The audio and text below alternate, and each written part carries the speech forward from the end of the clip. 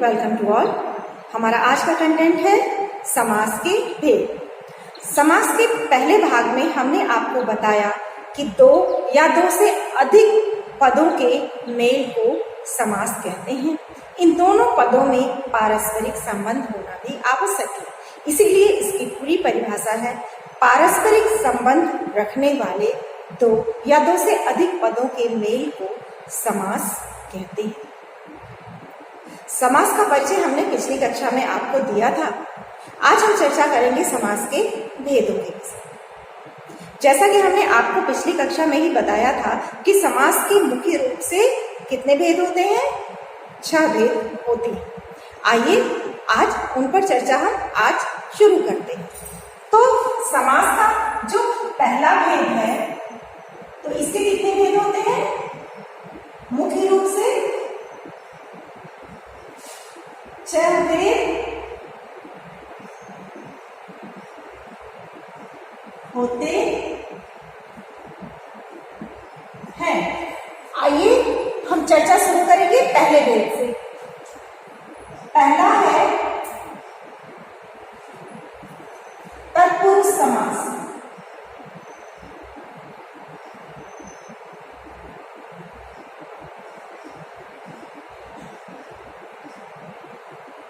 तत्पुरुष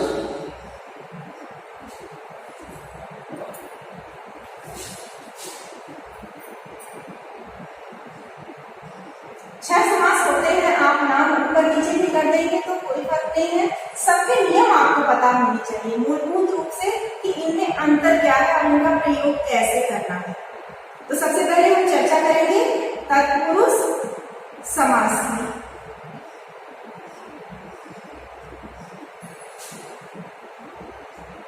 तत्पुरुष समास वह समास होता है जिसमें दो पदों के बीच विभक्तियों का लोप होता है और जिन विभक्तियों का लोप होता है वे कारक चिन्ह होते हैं। कर्ता कारक और संबोधन कारक को छोड़ करके बाकी 6 कारकों के लोप को यहाँ पर देखा जाता है, इसीलिए यह तत्पुरुष समास भी 6 प्रकार का होता है। इसमें आइए कुछ उदाहरणों से देखते हैं। जैसे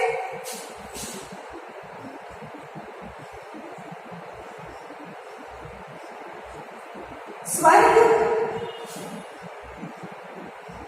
प्राप्त। स्वर्ग प्राप्त, इसमें जो 2 शब्द बनेगा, कल हमने आपको पद के बारे में बताया था कि इसमें जो 2 शब्द जुड़ते हैं उनमें पहला शब्द पूर्व पद या प्रथम पद कहा जाता है और दूसरा शब्द प्रयोग होता है वह उत्तर पद कहा जाता है। तो इसमें जो पहला पद है वह स्वर्ग है और दूसरा पद है और प्राप्त है। बीच में जो है उस चिन्ह का लोप है। किस चिन्ह का? इसका जो समास विग्रह हो जाएगा, यानी जब इसका हम समास करेंगे, विग्रह करेंगे समास का, तो क्या हो जाएगा? स्वर्ग को प्राप्त। स्वर्ग को प्राप्त, इसमें किसका लोप हो गया? को चिन्ह का। को चिन्ह किसका है? कर्म का। तो ये कौन सा समास कहा जाएगा? यह कहा जाएगा कर्म तत्पुरुष। यह कौन सा समास हो जाएगा? कर्म तत्पुरुष। तत्पुरुष समास तो है ही, लेकिन तत्पुरुष समास के अंतर्गत भी 6 भेद होते हैं, यानी कि तत्पुरुष समास का जो उपभेद है वो 6 प्रकार का है। कर्ता कारक और संबंध कारक को छोड़ करके कर्म कारक से लेके अधिकरण कारक तक के 6 विभक्तियों का लोप जिन शब्दों में हो जाता है और एक नया सामासिक पद बनता है, उसे हम क्या कहते हैं? तत्पुरुष समास कहते हैं। तत्पुरुष समास में कारक चिन्हों का लोप हो जाता है। ये बात हमें हमेशा ध्यान में रखनी होगी। एक और शब्द ले लेते हैं।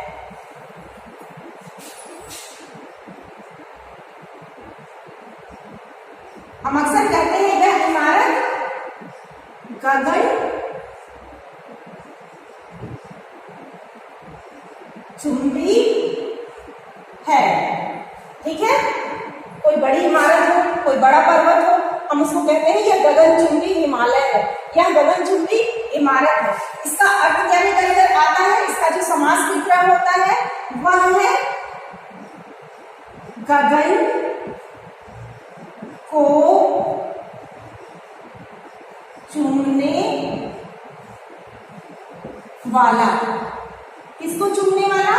गगन को चूमने वाला। तो यहां पर भी किस विभक्ति का लोप है? को। ऊपर वाली विभक्ति की तरह यहां भी विभक्ति को है, इसलिए यहां भी कौन सा तत्पुरुष होगा? कर्म तत्पुरुष। इसी प्रकार आते हैं अपादान। अपादान तत्पुरुष को समझते हैं। अलग अलग कारक है, कर्म है, करण है, अपादान है, संबंध है और अधिकरण है। ये सभी का जो चिन्ह है, चिन्ह आपको पता है संबंध का काके की रा रे री, ये सब छुपा हुआ होगा और साथ ही साथ अधिकरण में पर। तो ये सारे जो चिन्ह छिपे होंगे कारक चिन्ह, इन्हीं को कहा जाता है कि विभक्तियों का लोप हो जाना। यहाँ तत्पुरुष समास में इसको बहुत अच्छी तरह से हम समझ सकते हैं। तो दूसरा हम उदाहरण जो लेंगे वो हम अपादान कारक का ले लेते हैं। जैसे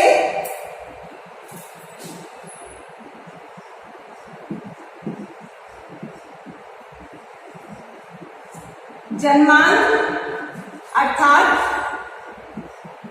जब इसका विग्रह करेंगे तो हो जाएगा जन्म से अंधा। इसी प्रकार एक और शब्द लेंगे। ये तो पहला उदाहरण हो गया। दूसरा उदाहरण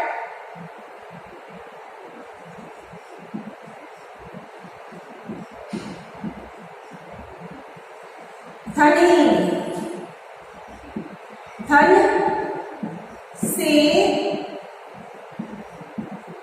हीन। अपादान कारक का चिन्ह क्या है? से।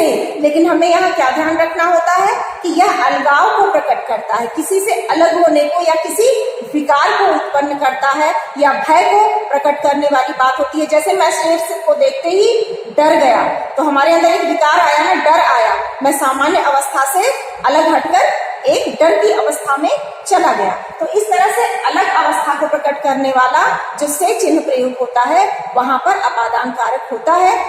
करण और अपादान दोनों का चिन्ह से होता है, लेकिन करण में वह किसी का साधन बनता है। जैसे मैंने कलम से लिखा, ठीक है, तो उसमें कलम के आगे जब से आएगा तो वह क्या हो गया? करण कारक हो गया। लेकिन यहाँ पर हम क्या देख रहे हैं? जन्म से अंधा, यानी सामान्य अवस्था से वह क्या हुआ? जन्म से ही अंधेपन की ओर चला गया, तो सामान्य से अंधेपन की ओर हटा। तो यहाँ पर से जो चिन्ह है वह अपादान कारक को चिन्हित करता है और से का लोप होकर के यहाँ पर क्या हो गया? जन्म और अंधा जुड़कर जन्मांध बन गया। तो जन्म से अंधा इसका समास विग्रह हुआ और इस समास विग्रह में जो चिन्ह निकल कर से आता है वो करण कारक का नहीं है बल्कि एक अपादान कारक का। अपादान तत्पुरुष। अब आइए तीसरा उदाहरण देखते हैं किसी अन्य से। कुछ अन्य उदाहरण भी देख लेते हैं। जैसे शब्द आता है यह मेरी आप बीती है, यानी मेरे अपने आप पर बीती है। आप बीती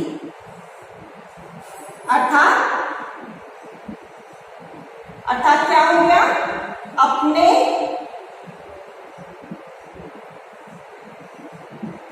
पर बीती।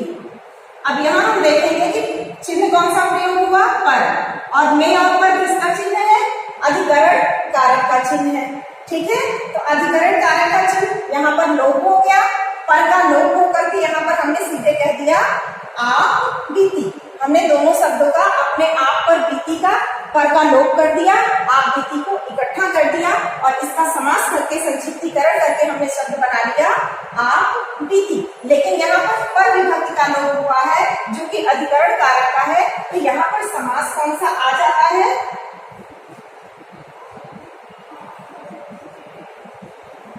अधिकरण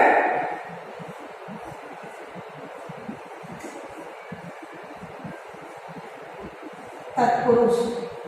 इसी तरह यहाँ पर धन से हीन आया, धन से हीन जो शब्द है यहाँ पर भी आपका क्या होगा? धन से हीन हो जाना, यानी पहले धनवान था, अब उसका धन चला गया, धन से हीन हो गया, अवस्था परिवर्तन हो गया, धन से अलग हो गया, तो धन से अलग होने का बोध करा रहा है, इसलिए यहाँ पर भी क्या हो गया? अपादान तत्पुरुष। तो इस बात का हम ध्यान देंगे कि जब भी तत्पुरुष समास को पहचानना हो, हमको सिर्फ ये ध्यान देना है कि तत्पुरुष समास में हमेशा कारक चिन्ह छिपा होगा। तत्पुरुष समास की पहचान क्या है? कि इसमें कारक चिन्हों का लोप हो जाता है।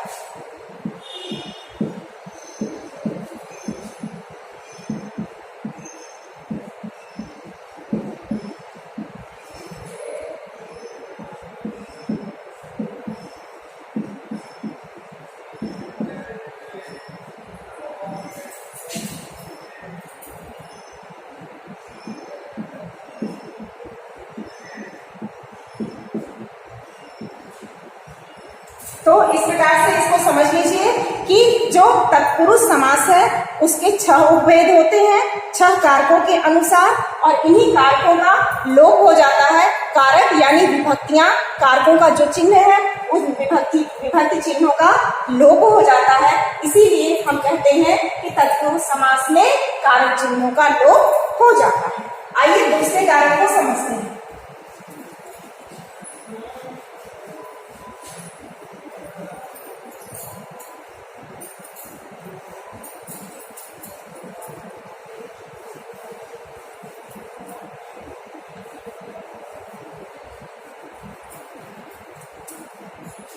अब आते हैं दूसरे नंबर में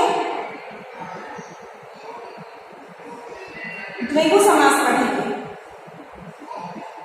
द्विगु समास समझने में आपको ज्यादा दिक्कत नहीं होगी।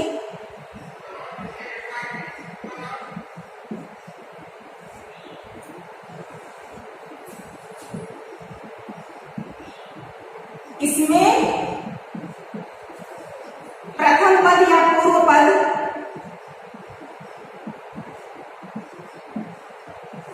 गणनावाची होता, काउंटिंग होती है। इसमें हमको काउंटिंग देखने को मिलती है, गणनावाची होती है।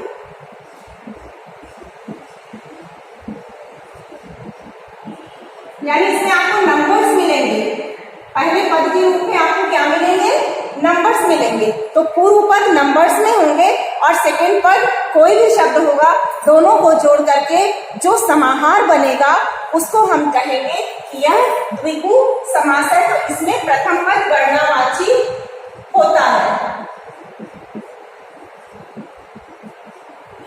प्रथम पद इसमें क्या होता है? गणनावाची होता है। जैसे पहला उदाहरण हम लेंगे चौराहा। बहुत ही साधारण शब्द है, हम चौराहों से गुजरते हैं। चौराहा मतलब 4 राहों का समाहार। इतना हमेशा ध्यान दीजिएगा कि गणना पद तो होता ही है, यानी काउंटिंग वर्ड तो इसमें होंगे ही, ठीक है। साथ ही साथ इसमें समाहार यानी समूह को दर्शाता है। ये जो समास होता है ये सामासिक पद बनने के बाद, सामासिक पद बनने के बाद एक समूह को दर्शाता है। तो चौराहा क्या है? 4 राहों का समाहार है। जहां 4 रास्ते आकर मिलते हैं उसे चौराहा कहते हैं। इसलिए इस 4 जो चौ है 4 रास्तों का बोध करा रहा है, और राह यानी 4 रास्ते। तो 4 राहों का बोध करा रहा है कि 4 रास्ते जहां मिलते हैं ऐसा स्थान चौराहा। तो ये क्या हो गया? द्विगु समास।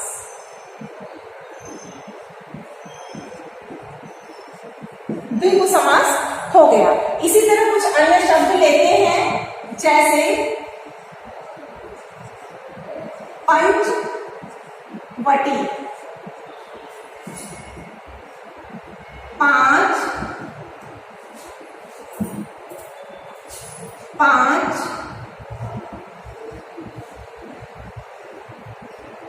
वटों का समाहार या समूह। समाहार, समाहार शब्द भी प्रयोग कर सकते हैं, समूह शब्द भी प्रयोग कर सकते हैं। तो चूंकि 5 इसमें काउंटिंग वर्ड है, पंच और वटी अर्थात वटों का स्थान, वट वृक्ष जो होते हैं उनके लिए कहा जा रहा है। तो जहां 5 वृक्ष इकट्ठा हो, एक साथ उनका समूह हो, उस स्थान को हम क्या कहते हैं? पंचवटी कहते हैं, 5 वटों का समाहार। तो यहाँ पर गणनाबद्ध होने के कारण और समाहार होने के कारण कौन सा समास हुआ? द्विगु समास। नेक्स्ट देखिए, इसी प्रकार हम देख सकते हैं तीसरा उदाहरण, त्रिनेत्र का उदाहरण हम ऑलरेडी आपको दे चुके हैं। 3 नेत्रों का समाहार या 3 नेत्र है जिससे तो वो बहुपदी में चला जाता है। अब आइए देखते हैं, हम अन्य उदाहरण देख लेते हैं। नवरात्रि, नवरात्रियों का त्योहार आता है, आप अच्छी तरह जानते हैं। हम नवरात्रों को इकट्ठा क्या बोलते हैं? नवरात्र, नव रात्रियों का समूह या समाहार। एक साथ नवरात्रियों की पूजा होती है तो उसे हम क्या कहते हैं? नवरात्रियों का समूह, ना कहकर हम कहते हैं नवरात्रि है।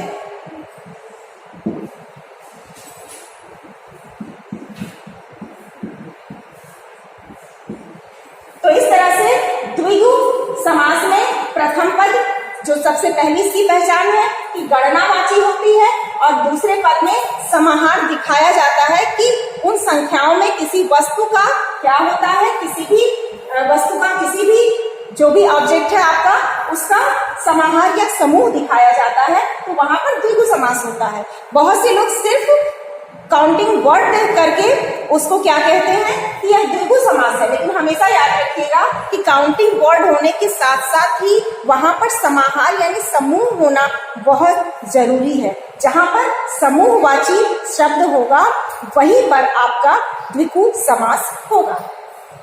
आइए अन्य समास के उदाहरणों को भी देखते हैं। तीसरा,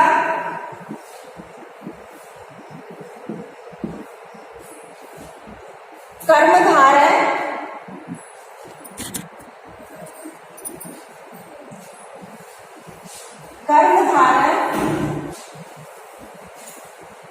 समास।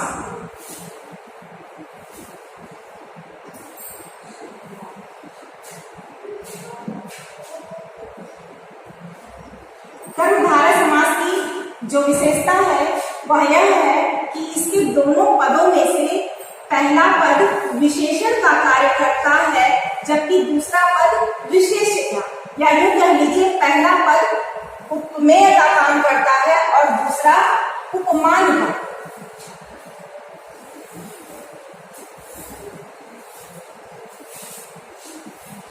इसमें इसकी सबसे बड़ी पहचान है, इसमें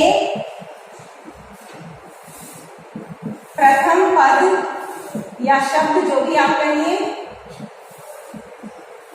विशेषण होता है।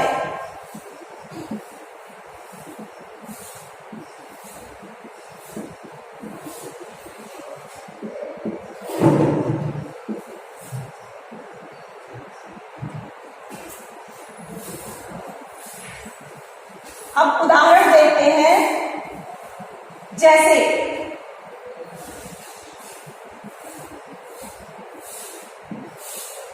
नील कमल। इसमें पहला पद क्या है? नील और दूसरा कमल। इसका समास विग्रह क्या होगा? नीला है जो कमल। ठीक है, तो इसमें कमल की क्या विशेषता है कि वह नीला है। कमल की क्या विशेषता है कि वह नीला है। तो जो पहला पद नील हुआ वह क्या हो गया? विशेषण।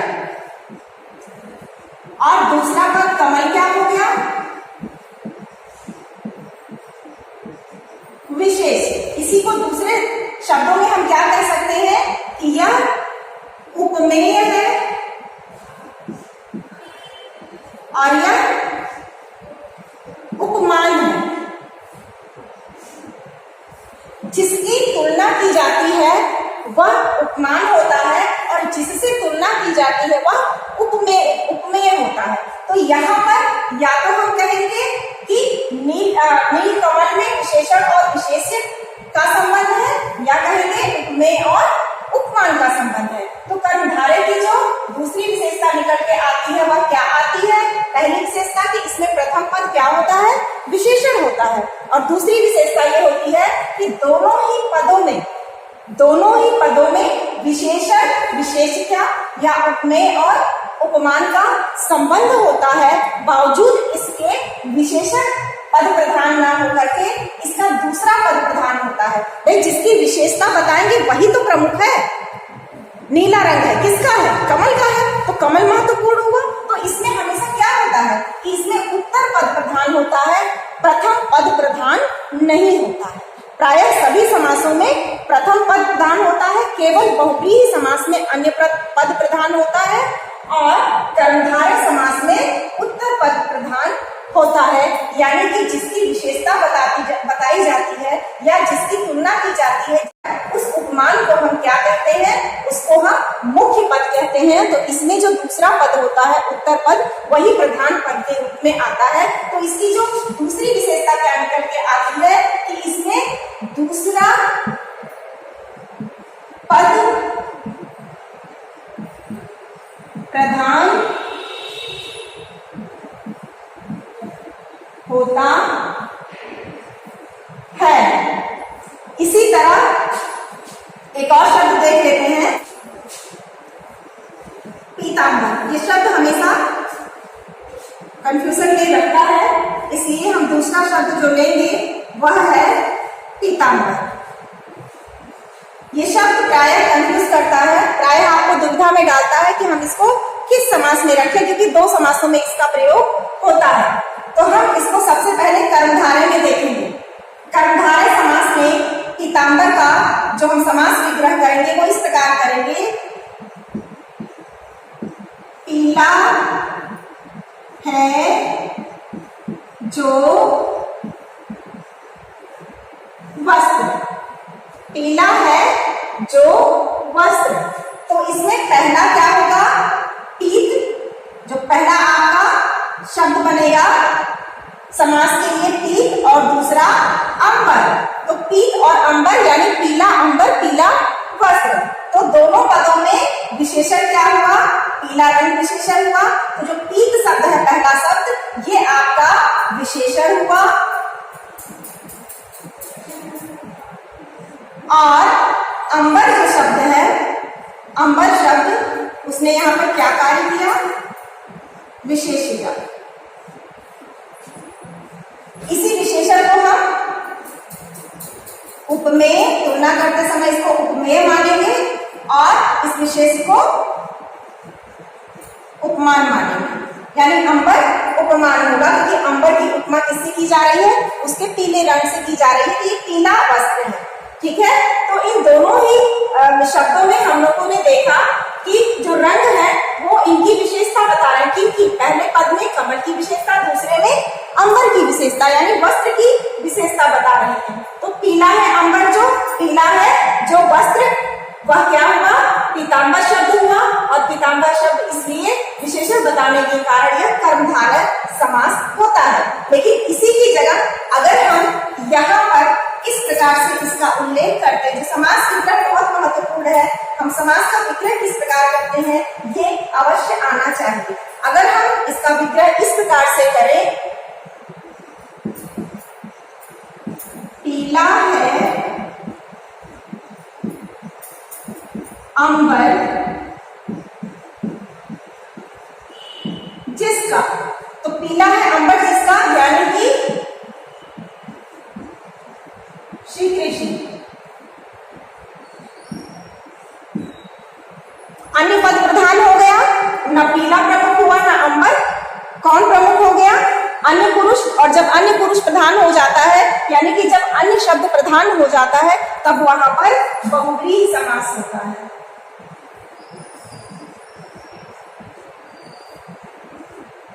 बहुव्रीहि समास वहां पर निकल करके आ जाता है। तो इसलिए आप ऐसे शब्दों में जैसे पीतांबर, नीलांबर है, तो इसका समास विग्रह करते समय ये ध्यान दीजिएगा कि आप विग्रह क्या कर रहे हैं। नीला है जो अंबर, पीला है जो अंबर, अगर ऐसा लिखा है तो वहां पर कर्मधारय समास होगा।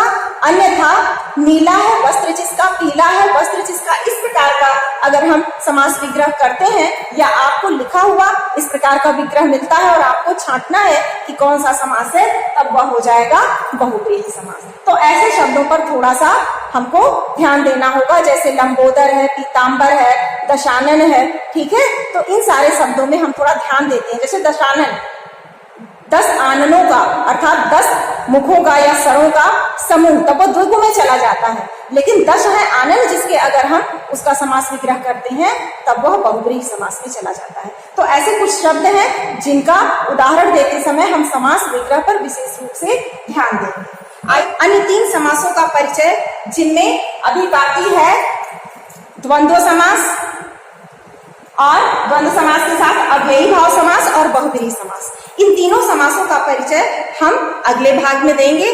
तब तक के लिए प्रतीक्षा कीजिए।